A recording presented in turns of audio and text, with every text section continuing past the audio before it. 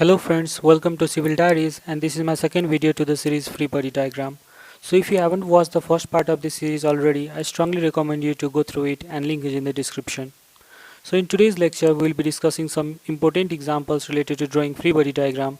So let us start with the video.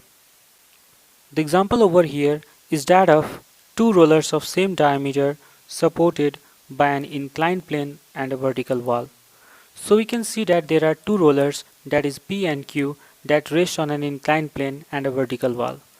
So for the sphere P, there are two contact points, and those are point A and the point B. So that there appears two reaction forces normal to the contact points at A and B. Similarly for the sphere Q, the contact point is at E. So that there appears another reaction force normal to the contact point at E. Likewise, D is the contact point of the sphere X and Y. So let us draw the free body diagram for this example. We shall be drawing spheres for like I already did here.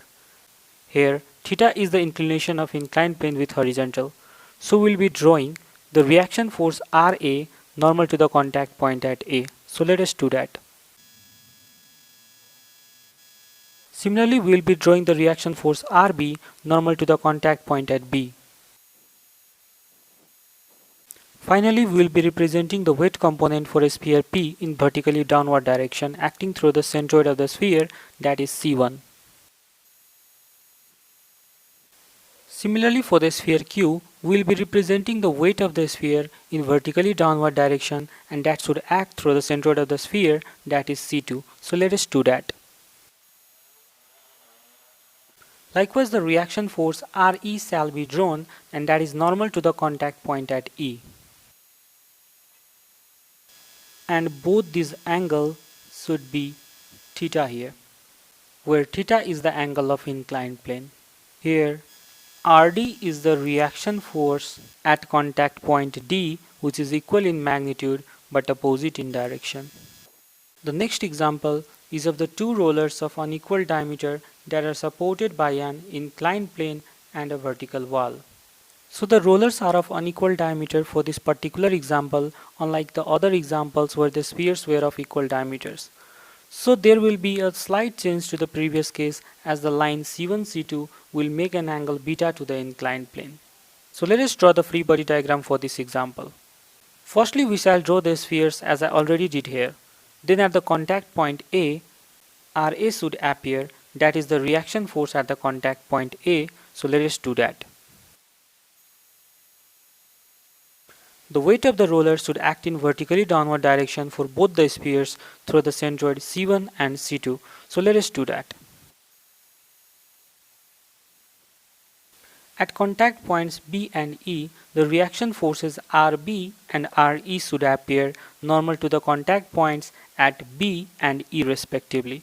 So let us do that now.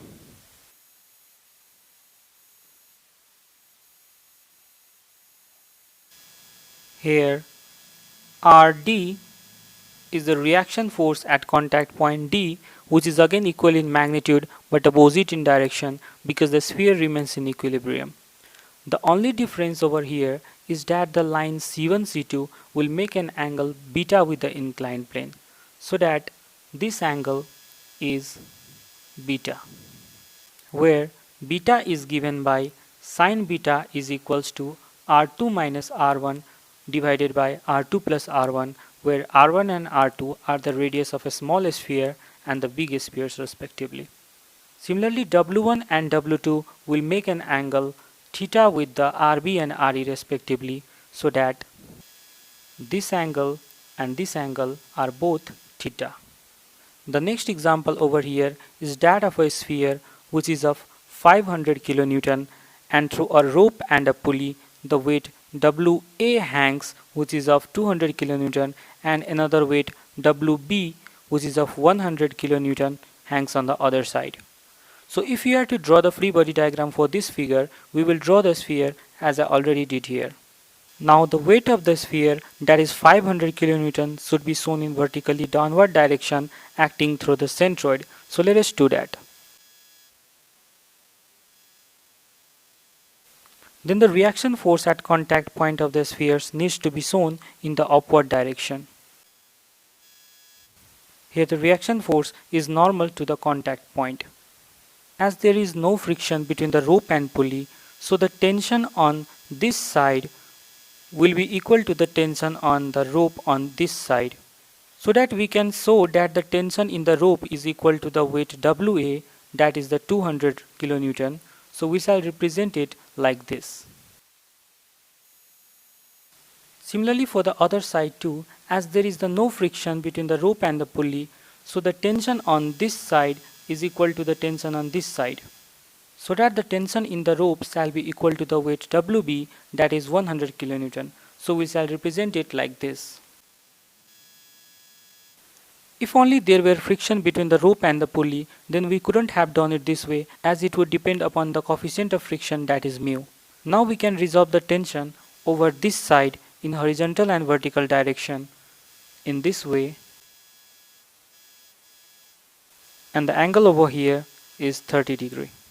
So that in horizontal direction this would be 100 cos 30 degree and this should be 100 sin 30 degree. So we have finally come to our last example over here, and it shows a simply supported beam with a sphere of 20 Newton and a weight of 100 Newton that is supported with a rope and passes through the sphere. So for drawing the free body diagram for this example, we shall draw the sphere as I already did here. Then we shall draw the reaction forces, that is the RH and RV, that is the horizontal and vertical direction for the hinge support. So let us do that. Likewise, the weight of the sphere, that is 20 Newton, shall be indicated with vertically downward direction, and that should act through the centroid. The tension along the rope shall be 100 Newton on this side and on this side too.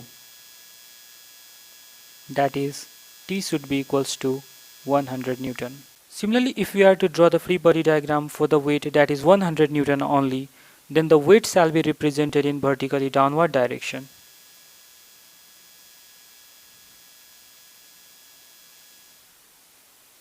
And the tension is towards the support in the upward direction. So this is all for today. We'll be discussing about some other important topics of applied mechanics in my coming lecture videos. If you like my videos, do give it a thumbs up and subscribe to my channel if you haven't already. Thank you.